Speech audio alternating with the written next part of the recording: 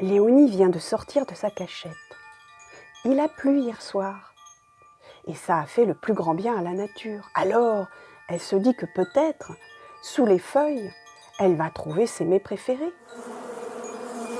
Tout à coup, elle entend un vrombissement énorme. Et elle voit passer au-dessus d'elle un nuage agité et bruyant. Interloquée, elle observe avec attention. Ce sont des abeilles. Elles sortent sans doute d'une des ruches installées dans le champ voisin. Elles tournent un moment et finissent par s'accrocher sous une branche. Dans tout ce monde, Léonie reconnaît son amie Mélie. Elle l'interpelle. « Bonjour Mélie, mais qu'est-ce qui se passe? Vous déménagez ?» Bonjour Léonie.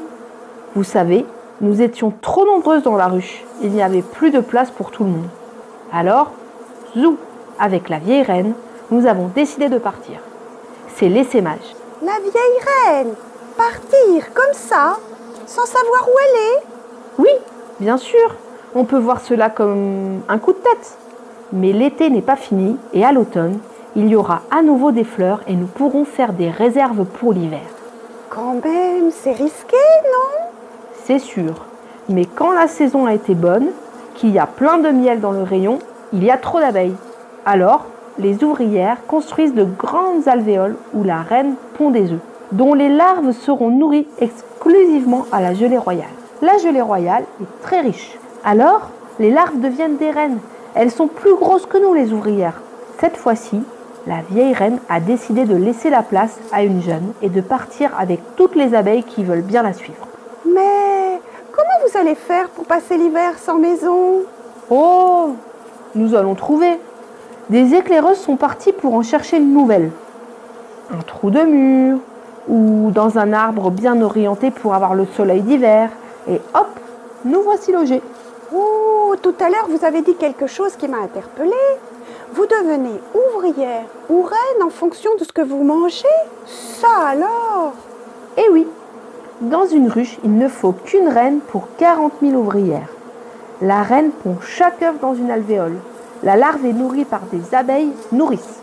Au bout de 6 jours, le vermisseau est devenu tellement gros qu'il remplit l'alvéole, qui est alors fermée pour lui garantir le calme nécessaire à sa transformation en abeille. C'est la métamorphose. Elle dure 21 jours. Dès sa sortie, après avoir mangé, la jeune abeille commence sa vie d'ouvrière. Mais elle va changer de métier souvent. Abeille de ménage, nourrice, productrice de gelée royale. Mais elle ne sort jamais? Ah si, c'est d'ailleurs à ce moment-là qu'elle commence à sortir de la ruche. Pas trop loin d'abord, pour apprendre à voler et à reconnaître les lieux. Ensuite, elle fabrique de la cire pour réparer les rayons.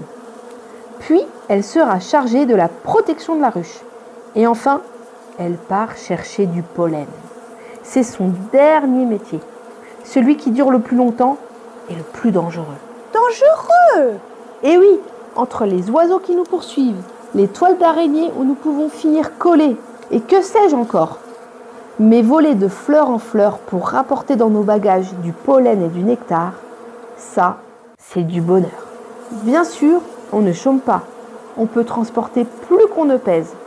Du pollen sur les pattes, du nectar dans le réservoir, et tout ça en fécondant les fleurs sur lesquelles on passe pour donner de beaux fruits. Eh oui, voilà une mission indispensable à la vie sur Terre. C'est grâce à vous qu'il y a tant de fruits. Oui, grâce aux abeilles, mais il y a plein d'autres pollinisateurs dans la nature. Oh oui, vous avez raison. D'ailleurs, je vais en parler bientôt. Tout à coup, passe près d'elle un homme tout de blanc vêtu avec une boîte à la main. Il s'approche prudemment de l'essaim et semble voir quelque chose. Oh là là, mais qu'est-ce qu'il veut, lui? C'est un apiculteur. Il a peur de se faire piquer, mais il ne veut pas qu'on parte. Alors il nous propose une nouvelle ruche. Il faut voir si la reine est d'accord. Si oui, nous la suivrons. Mais vous faites toujours tout ce que vous dit la reine? Toutes seules, nous ne sommes pas capables de survivre. Les autres sont indispensables. Mais nous n'obéissons à personne. Nous savons toujours ce que nous devons faire pour la bonne marche de la ruche. C'est beaucoup plus simple. Tout se passe comme une évidence. Ah, Je crois que votre reine a décidé de s'installer dans la ruche proposée par l'apiculteur. Ma foi, oui. Et elle a bien raison. Il va prendre soin de nous cet hiver, si nous n'arrivons pas à faire suffisamment de réserves. J'y vais, à bientôt. Bonne installation, à bientôt. Et voilà Mélie qui s'envole vers la nouvelle ruche et Léonie qui retourne à ses plates-bandes.